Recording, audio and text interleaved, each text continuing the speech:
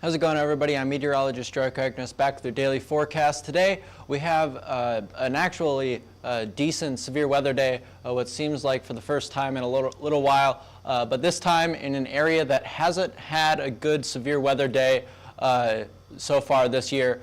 For most of Minnesota in the risk, and then a few of the surrounding states as well, getting into that severe risk as well. And then for tomorrow, the severe risk shifts south, and it could impact several big cities such as Kansas City, St. Louis, Chicago. All of those areas expected to be at a possible risk for severe weather for tomorrow. And then again, continuing with that daily severe weather risk as we go into the back half of this week and into the weekend as well. Looks like we could see some daily severe weather risks for that. So around the country right now, we have this little low pressure system setting up kind of around the Fargo area. That is going to kind of shift off to the east as we move throughout this afternoon. Right now we have some storms going on just south of Minneapolis. And then we had some storms popping up just to the west of Sioux Falls as well. This is just kind of the first initial wave. As these clouds clear out behind this initial wave of precip, we'll see some increased storm potential as that surface heating continues. Those dew points really ramp up going into this afternoon and evening. Severe weather looks like it'll kick off somewhere around that 5 p.m. time frame for much of Minnesota, getting in that risk. And then down south, we do have some thunderstorms going on in Texas, not doing a whole lot right now, and they seem to be dying out as we're going into this afternoon. But that's what we got going on right now in terms of precipitation. Right now we have this little short wave moving through Minnesota that's kicking off those thunderstorms right now, providing just enough lift going on into this afternoon. Temperature is pretty cool in Minneapolis with that precip moving through. Temperature is still expecting to get up to around 80 degrees or so today for central Minnesota. Temperatures right now further south already in the mid 80s, expecting to get into the 90s for several areas as well. And then for Colorado, not a whole lot going on out there, but we'll look into what we can expect for them right now. Right now it's pretty dry out in Colorado, so not expecting a whole lot. Could see some thunderstorms, but not expecting too much in terms of severe weather potential out there. So Minneapolis, 60-degree dew points right now. Very, very humid out there with that 65-degree air temperature, 60-degree dew points. Pretty close to about probably 85 to 90% humidity out there. Expecting dew points to get into the mid-60s later on this afternoon. So things are looking fairly good for that severe potential later on today. And then for our significant hail potential, see this nice little blob starting to build up into Minnesota going into the afternoon, moving into central Minnesota. By the evening hours, seeing some storms that our model is picking up on. That's why you see that little hole in those values right there, right around that 5 p.m. time frame. Seeing those significant hail potentials extending further south, kind of into the Omaha area. Not expecting a whole lot for them tonight. Could see some stuff early tomorrow morning, but we'll see how that plays out. And then going into tomorrow's hail potential, you see Chicago, Des Moines, St. Louis, right on the southern edge of that, but Kansas City, Wichita, Omaha, all kind of in that area for decent hail potential for tomorrow. And then those values kind of diminish pretty quickly going into Friday morning. So for instability here, we have a decent amount of instability fueling those storms, giving them enough energy to really get those updrafts going, increasing that severe potential. And you kind of see two separate areas that we are watching here in central Minnesota, extending up along the north shore of Lake Superior, and then in and around the Sioux Falls area. Those are kind of the areas that we're going to be watching for the biggest severe potential development here. And then going into tomorrow, around midday or so, seeing again, some decent instability building up around midday and then continuing into the early evening hours. Some pretty solid instability values with a good amount of moisture. All that these storms need is a little bit of lift, a little bit of a nudge to kick off those storms. All of the ingredients are there for some strong storms for tomorrow. They just need a decent source of lift, and we could see an outflow boundary form from the storms in Minnesota today and this evening, kind of be the source of lift to kick off those storms for tomorrow. It just depends on how expansive that outflow boundary is. That'll dictate kind of how wide the storm coverage is for tomorrow. And then going into Friday, we could see some more storms pop up in Kansas, Nebraska, those areas.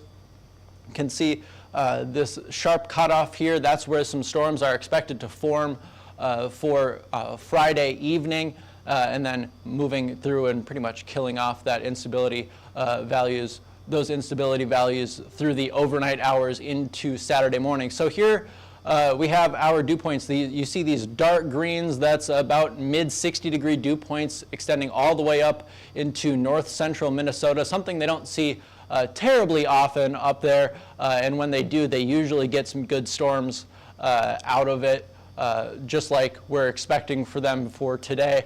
And then going into even later on this evening, you can see those dew points are still expected to be increasing by 9 p.m. So we're getting a strong stream of moisture from the Gulf of Mexico extending all the way up pretty much to the Fargo area for today. So no shortage of moisture for these storms to work with, no shortage of instability as well. The wind shear is kind of iffy. The low level and mid-level wind shear looks really good for the storm organization to get some strong storms. It's just that upper level, those high upper level winds that are the bigger question mark for those long track storms for today. So here is our high resolution model going into this afternoon. You see some that morning convection continuing to push off kind of towards the La Crosse, Wisconsin area later on this afternoon, and then as we get to around 4 or 5, 6 p.m., see some good storms firing off around the Grand Marais, Two Harbors, Duluth area, St. Cloud, Minnesota, getting some good storms possibly. The models have shifted quite a bit farther north than they were yesterday. Yesterday I had Minneapolis kind of right in the bullseye for some strong thunderstorms for tonight, but models have shifted that severe risk farther north into the northern Minnesota, Duluth area. That seems to be where the highest confidence is for those larger storms. And then as we get into the overnight hours, those storms pretty much move out of that severe risk and that severe potential drops pretty quickly. So here's what we have for today's hail map here, expecting up to possibly some tennis balls with some of these storms. Duluth looks like it has the highest risk of the big cities to see some larger storms. Minneapolis, I still have as a potential risk for some storms.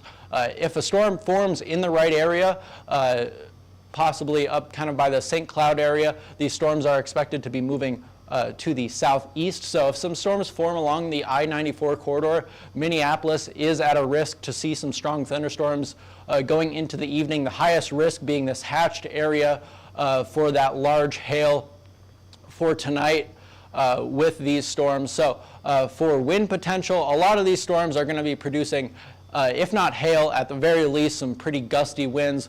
Duluth, Minneapolis, I have at the same level of risk. So Minneapolis, low risk level for some severe hail, but moderate for some strong gusty winds, especially with the outflow of these storms. They could be fairly strong, especially as they start to die out. They're going to be those updrafts collapsing, and you get some pretty gusty winds. We do have enough low-level wind shear to spin up some tornadoes as well, especially as you get up north, kind of by the Duluth area, Bemidji, anywhere along the North Shore, pretty much just chop off the northern half of Minnesota. That's where that greatest risk for tornadoes is. There's still a small potential as you get down towards southern Minnesota, very far northern Iowa, but the greatest risk for tornadoes is going to be in northern Minnesota. So for tomorrow, as these storms die off in Minnesota and Iowa, we're going to see some storms pop up first, likely in Kansas, probably producing some decent hail as we get into the evening hours, and then we're going to see this nice corridor of storms forming from Iowa, Illinois, could get some decent storms moving through Chicago. Looks more like a wind risk for tomorrow with the shape of these storms going to be more linear, likely more wind-driven storms. We could see Kansas City, St. Louis join the action, depending on how long these storms persist, how far south they make it. But we have some decent metro areas getting into some possible severe trouble for tomorrow. For our jet stream, though, we have a moderate level of upper level support for these storms for today. We have this nice little jet streak over the Dakotas and Montana. We have this little area here where these little lines split. That's where we get some upper level divergence. That's going to help support these storms, give them some upper level lift to really get them going as we get into tonight. And then for tomorrow, not a whole lot of upper level support for those storms stretching from Chicago to around the Wichita area. Not much of support for them. It's going to be mainly driven by a cold front outflow boundary.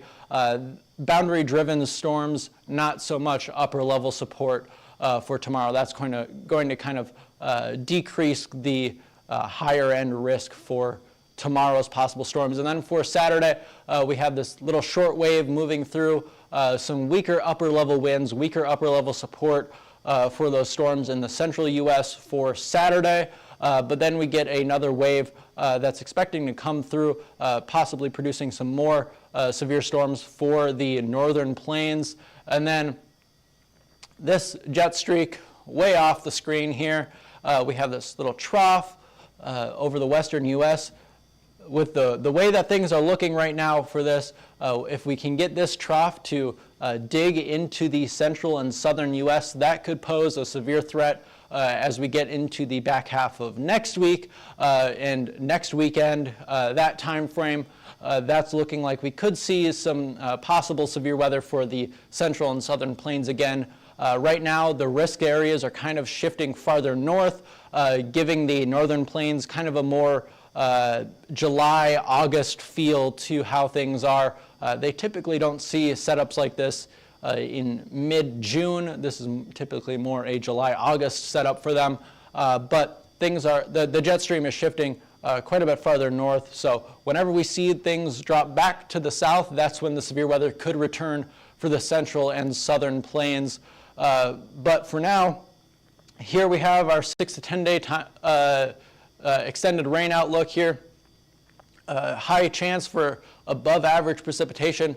Again, for Minnesota, with these multiple waves moving through in that jet stream, we're going to see some above average precipitation. And then with the way the jet stream is bending, that's going to mean drier than average conditions for the East Coast, Ohio River Valley, portions of the central Mississippi River.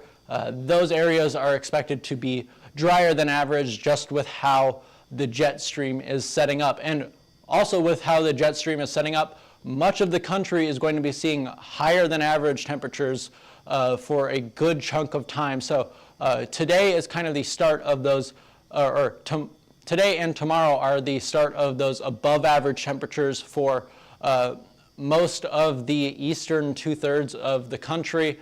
And then that is expected to kind of continue to be the course for the next couple of weeks here. So things are looking like they could be warmer for a good chunk of the country. So that's all we have for today, though. If you're interested in learning more about us, go ahead and follow us on Twitter, Facebook, Instagram, YouTube, and TikTok. Or if you're interested in purchasing a plan, go ahead and scan that QR code up above me.